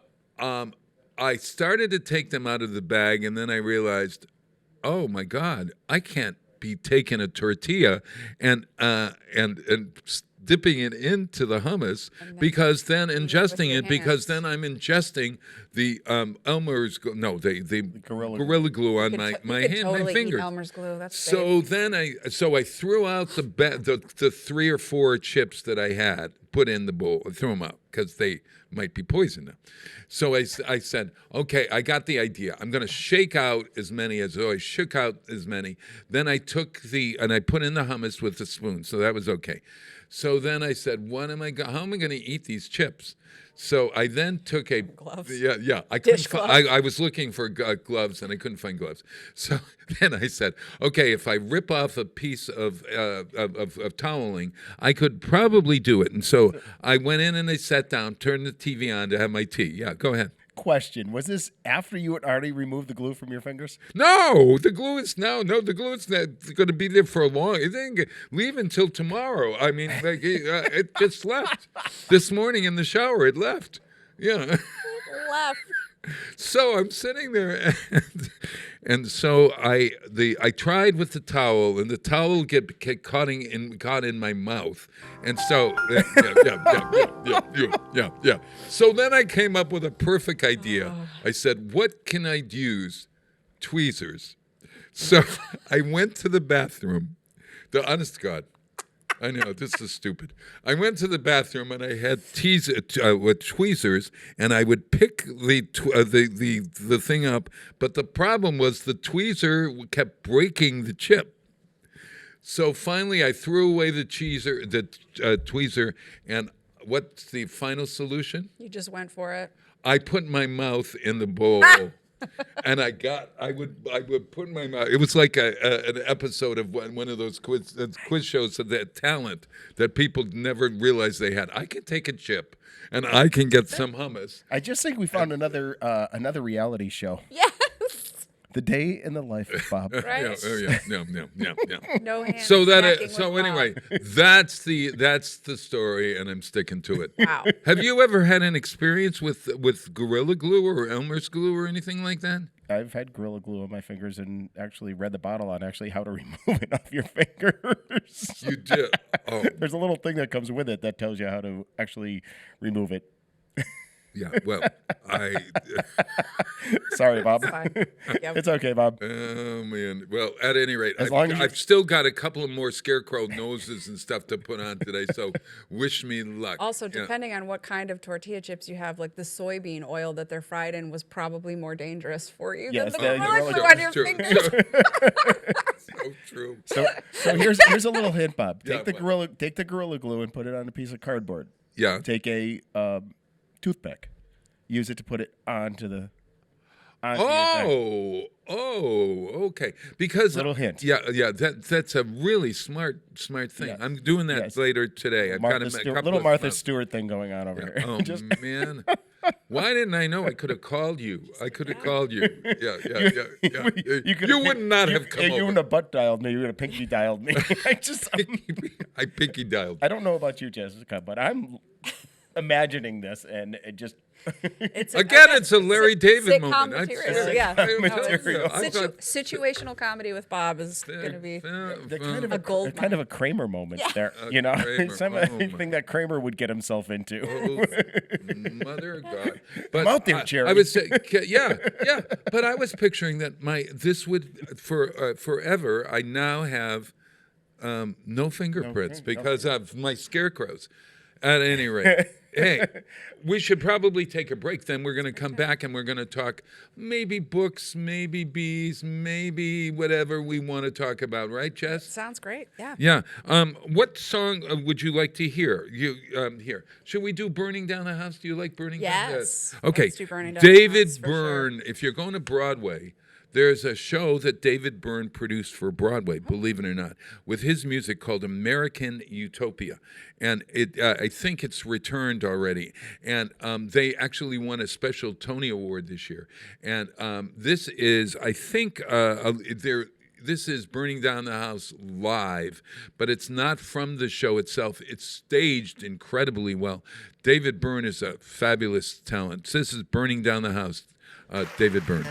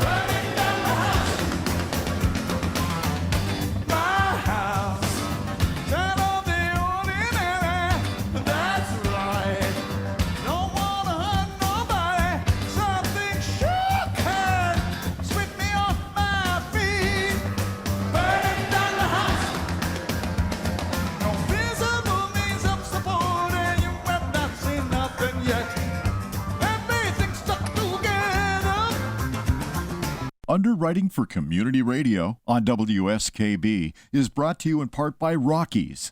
Over 30 convenient locations throughout Massachusetts, Rhode Island, New Hampshire, Connecticut, and Florida. One of the nation's largest ACE dealers. Expertise and great product selection in paint, hardware, lawn and garden. That's Rockies. Rock solid service since 1926. On the web at rockies.com. Join us the third Wednesday of every month with Selectman Joe Didi and his take on everything Southwick. Community Radio. 89.5 WSKB. Live from Studio 120 at Westfield Technical Academy, this is WCPC Channel 15 and 89.5 FM WSKB Westfield. Wow, it's Tuesday morning, October 19th, 2023, and aren't you glad that you stayed on with the program to hear the stories that we've told this morning? Jessica, you got another story or two? It's been a morning. It's been a while now. This might be, I'm going to flag this one as a best of. I think I'm tapped out on those stories. I'm exhausted. Yeah. Rick, have you ever, today's, incidentally, What is today? Today is It's a bunch of different days. oh my God, yeah. There's What's the one at the top of the list, and then the second one? Dress like a dork day. Yes, yeah. And the second one, they go right together. And elevate your life. No, not elevate. Evaluate. Evaluate. I'm sorry. Excuse me. If you're dressing like a dork, evaluate your life. That's what I'm saying. If you dress like a dork, does that mean like? I'm not exactly sure what that means. Evaluate your It's what I'm doing today after the business experience I've had with you. Evaluating my life. Is this really what I'm doing? What is that? How do you dress like a dork? Stripes and maybe plaids? white, Wear black. stripes and plaids. Yeah. Stripes and plaids. Well, high water fashionistas pants say that that are that's too really small. wonderful. I mean, like Yeah. I see a lot of stripes and plaids. Well, but I always wear black. If I'm wearing plaid, I don't mix and match. Yes. Here. There was Not with this face. Somebody sent a picture last night of a group of us together, and it was like I looked at somebody, and it's like, oh my God, look at what you're wearing. And they were like, yeah, I don't know what the thing is. They had actually a checkered shirt on with a striped tie. I got dressed in the And dark. totally opposite colors, and it was like, yes, sir. Oh my God. Here's your But, sign. okay, dorky would be black shoes and white socks. Could that be? Although to me, that's really cool. I like black shoes and white Sandals socks. and white socks. Oh, Sandals gosh, and white sandals socks. and socks Or is Crocs a big and socks. pet peeve of mine. No, because Crocs and you socks. can't do that. Yes.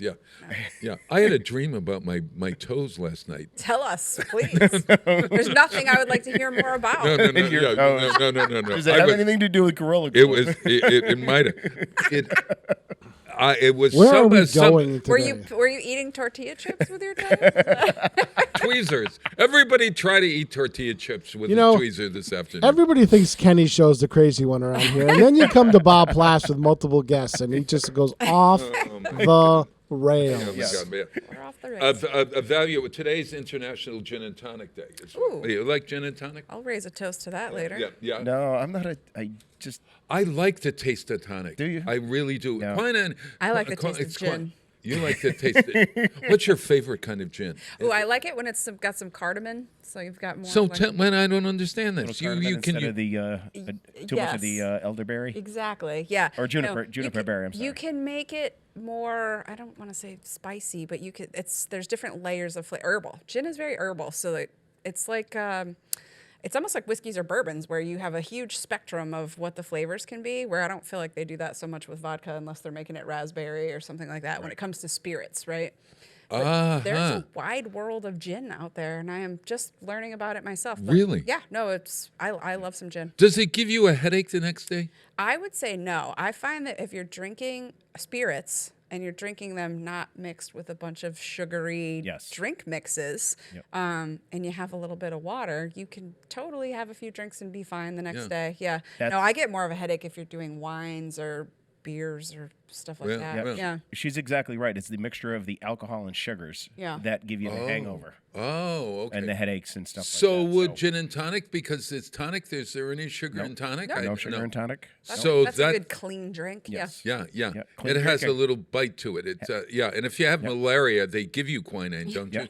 So that might be a good drink to drink. I had somebody who said that gin and tonic, the gin and tonics were part of a diet that they had. They drank nothing but gin and tonics. It could be because it's very low in alcohol. Yeah. Oh, really?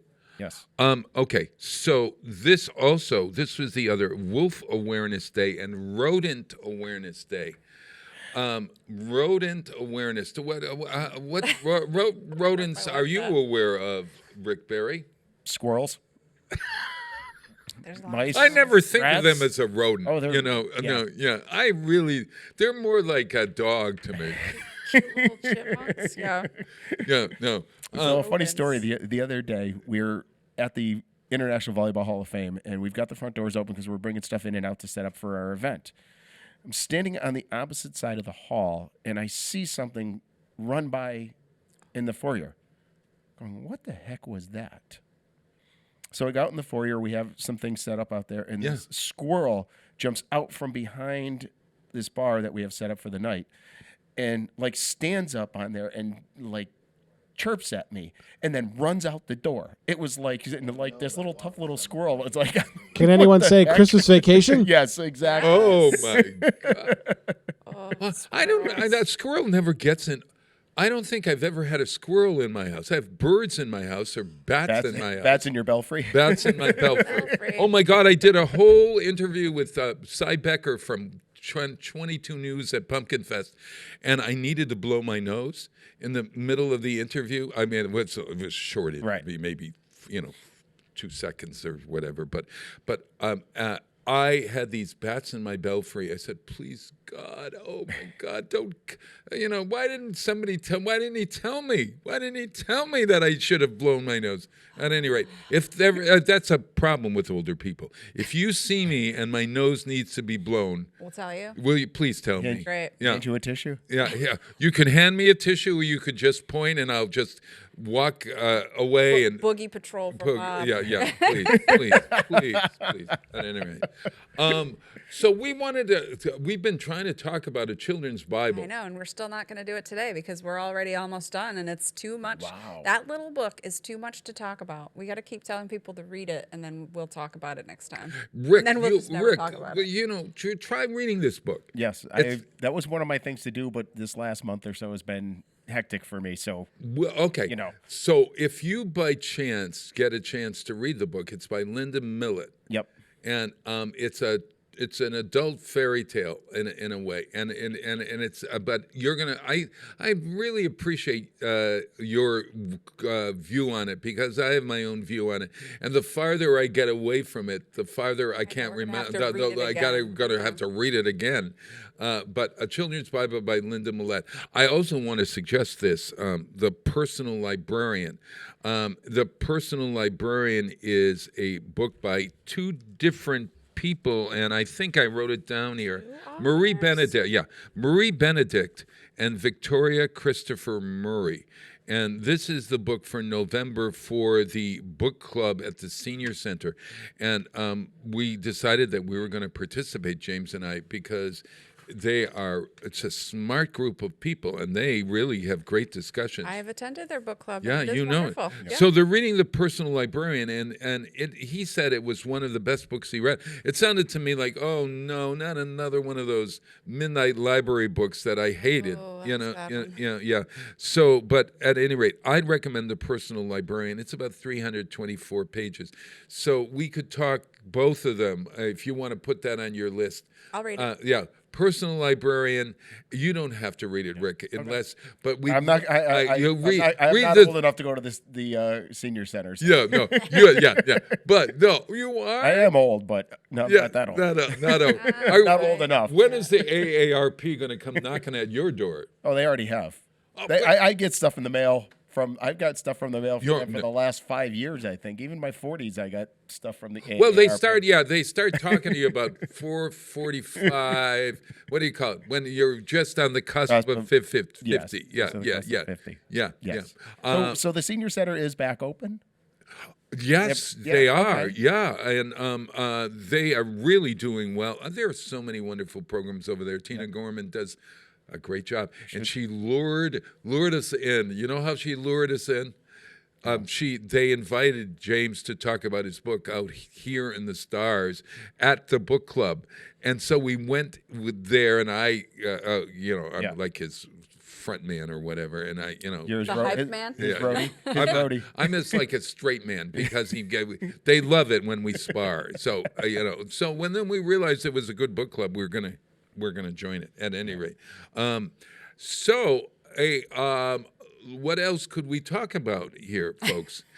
Jessica, I want you to tell everybody if they want to get in touch with you, just in case they need some good psychotherapy. Yes, please contact me at jessicamartinrealty.com. / personal therapist / home seller. Also, themartinhives.com. Martinhives.com. So how did the Big E go? The Big E was good. The Big E, again, skipping the previous year was strange to be back at the Big E and then unpacking everything and saying, how did we do this 2 years ago? Because we're used to doing it every year. But I found it to be well trafficked. During the week, it was slower than average. The numbers were way down. Weekends were nuts. Yeah, but the weekends were crazy. So I don't know what kept the people out during the week, if it was working or what. I know in but Massachusetts. It didn't seem to be fear or... Massachusetts Day, they predicted rain all day, and it was very late on Massachusetts Day. And then... And the weather was mostly good. And the weather turned out to be fine. We had a couple sprinkles and that great windstorm when we were interviewing Rick. We had a wind gust blow. Harry Rock was interviewing me in front of the Massachusetts State Building. Yeah. And all of a sudden, this just squall came through and just... wind and rain. It blew the poor Army recruiters. It blew everything on their table like 6 blocks down. Yeah. It was incredible. There's nothing worse. We had a lot of wind at Pumpkin Fest, and I don't know, when you have loose stuff that you want to give to people stuff. Oh man, over the place. So the bees were. Were you giving out anything at the hives other than little? No, just information about how you can attend our Bee School program, which starts in January. And then we're both in the Stroh building, which is where Farmerama is, where all the baby you're there? Well, are you there all year long? Oh, no, not all year long, but just during the Big E for the fair. So the Hampden County Beekeepers Club has a booth in the Massachusetts building and also in the Stroh building. So we have the observation beehive, so you can find the queen and do all that stuff.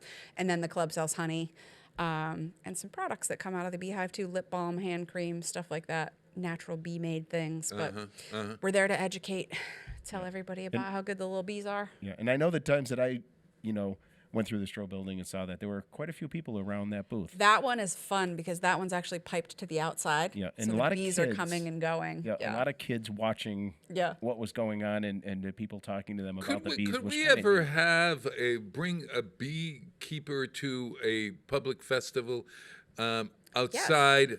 But how would you do it without having people being stung? God knows I've been bit all over the place. So the observation hive is the way, which is usually 2 frames of bees that they put in behind the plexiglass. And there's usually a queen in there, and you can kind of just watch the bees, what they're doing. But they're enclosed. And I'm certain you could reach out to the Hampden County Beekeepers Club, and someone would do something. Yeah, no, that's And the one thing is, and Jessica can correct me, but bees aren't naturally aggressive unless you agitate them. Very true. Yes. They are not. Yeah. If you are calm around them, they're calm with you. Yep. All right. So we had a Manny Sardina from Dunkin' Donuts. Yep. The Sardina family in Dunkin' Donuts. So great to me, honest to God, or to WOW, not to me, but they are great. And actually to the programming here. To the programming here. The program. Oh my God, they contributed all these they bagels and hot chocolate and hot coffee for all the volunteers. Okay. Awesome. So I went over to get it, and there were all what looked like bees that were attracted to yellow jackets. Oh, it's yellow jacket. This time of year, and the yellow jacket is the closest insect that looks like a honeybee. They're about the same size, but yellow jackets are smooth and very bright yellow and black, where honeybees are a little more brownish black or golden yellowy, and their honeybees are fuzzy. But the size and shape is the same, so everyone always says, I hate bees, but they usually mean yellow jacket wasps. Right. They're very aggressive this time of year. Here's why. Why? So they live in a hive, too, like they make those gray paper nests. And throughout the year, when they're raising young wasps, they feed the baby wasps, and the baby wasps secrete some sort of sugary enzyme that the adults feed on. So this time of year... Wait a minute. The kids are feeding the parents? Yes. And this time of year, there aren't any young being reared because they're buttoning up for the wintertime. So that's no longer happening. So they're still looking for their sugar fix. So that's why in the fall you see them everywhere around your sweet beverages, around food, meat, all those like crab apples that fall off the trees. They're everywhere. They're looking for their sugar fix. They eat proteins and sugars. So yeah, and they are more aggressive than honeybees. Oh, really? They will sting So you. I might have been stung. See, I was saying these are honeybees. Yes. And and I'll just eat my bagel and stand here, and they can swarm around me. No. No. Though also, if you're not waving your hands around like a nut, you're less likely to, agitate them as well because they just want a bite of your jelly donut. Right, exactly. Well, I'll tell you. Everybody wants a bite of my jelly donut. One of the stories is I was picking up some of our product for the induction ceremony, and one of the guys dropped one of the boxes of beer, and it broke one of the bottles of beer in the parking lot, and within 10 seconds, there were 6 or 7 of the yellow jackets like right to the beer. How is that possible that they crazy. They appear? home right Where did they go, or how do they? So is it? crazy. Did they send out scouts or something? Yeah, I mean, I'm sure they're communicating in that kind of way. We also just had friends tell us we went to Boston for dinner on Sunday night, and our friends live in an apartment there with like a little rooftop terrace, and they were having problems with the yellow jackets, so they sacrificed a plate with some shrimp on it and put it over here so that the wasps would just eat some of those shrimp and everyone could enjoy their meal at the table. My God. They actually These are well-to-do people. devoured. Rick, I know they let's get rid of the Sounds shrimp. terrible. I'm gonna just let's toss the put, shrimp over there. put Just the a couple peanut pieces, butter over. But literally all that remained were tails. Like the wasps ate the entire pieces of shrimp on this plate that was already contaminated with wasp nibbles. You don't see if you said that do insects eat fish? No one would say that. Right. Yeah. And yet those bees are looking for their fix now that they've had it once. They're coming back. They're coming like, back. Where's that place with the shrimp? Yes.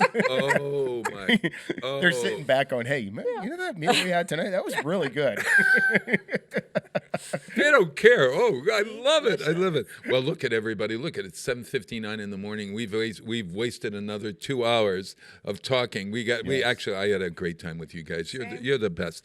I'm going to play. I've been trying to play this for the longest while. It's Billy Porter. Billy Porter from Pose. You know him from if you've seen that Cinderella movie. He plays the fairy godmother in. He is a big Broadway star. Was in Kinky Boots. He has some great albums out, and one of the albums he's a jazz singer, or he can sing anything actually, but this is from an album called But the World Goes Round, and the World Goes Round song is by the same people that wrote the musical Chicago, Kander and Ab, and New York, New York. It's one of those songs that builds and builds. The world goes round, and despite everything, the world goes round. Don't you think? It's a fact. And the world goes round with wonderful people like Rick Barry and Jessica Martin from the Jessica Martin Realty and the Martin Hives. And you're on Facebook as well, I think. I'm sure. I'm there somewhere. And if you want, we want to invite everybody to the concert Friday night, 7:00, October 22nd, at Winova Gallery. It's called Up Close and Musical, Beyond Bach and Broadway. And it's the music students of Westfield State and faculty, and it's just great. Steinway piano, it's incidentally. And also Saturday is our Art Oberfest on the Green and down Main Street by Artworks of Westfield. Hey, everybody. Thank you for listening. I love you guys. You're welcome. Thank you, Bob. Yeah. Hey, I'm going to go Red Sox. Go Red Sox. Oh, my God. It's the World Series. It's the World Series. Who's Go playing Red against Sox. them? Houston. Houston. And they Who- beat them Houston up last Oilers? night. The Houston Astros. It's the American League Championship Series. Yes, the American League. Yeah, it's the American League Championship Series, but I it's love leading it. up to the World Series. So. All righty. We're out of here. See ya.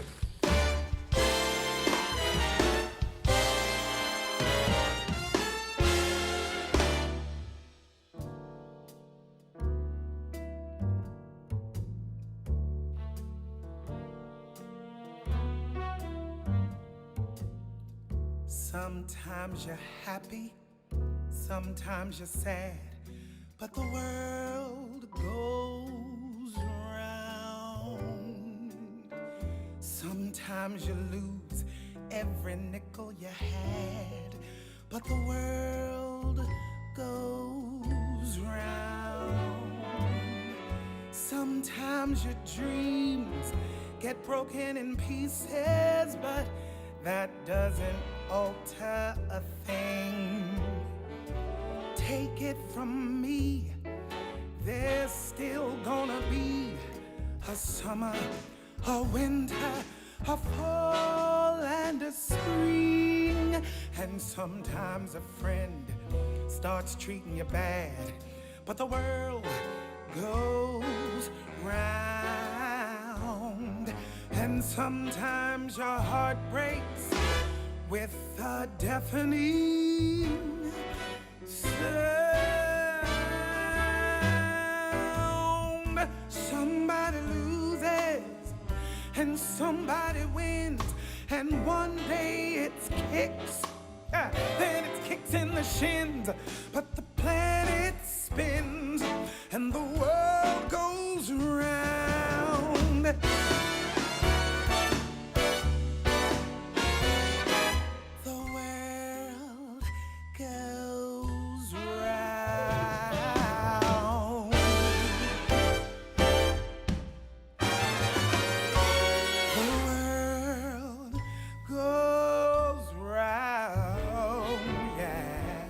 Sometimes your dreams get broken in pieces, but that doesn't matter at all. Take it from me, there's still gonna be a summer, a winter, a spring, and a fall.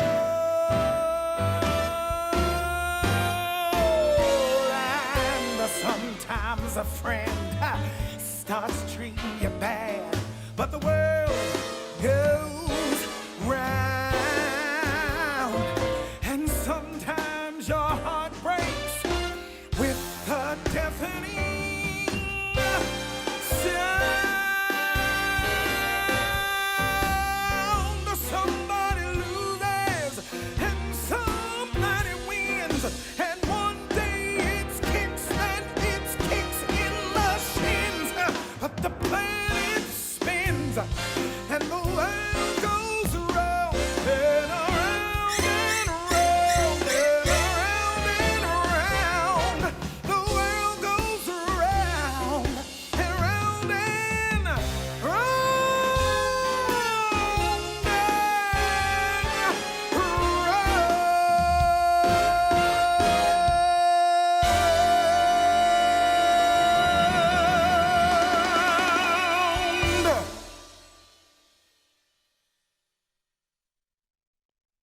Support for the community programming of WSKB is provided by Westfield Bank. For more than 160 years, Westfield Bank has been an important community presence and commercial leader in the Pioneer Valley. With convenient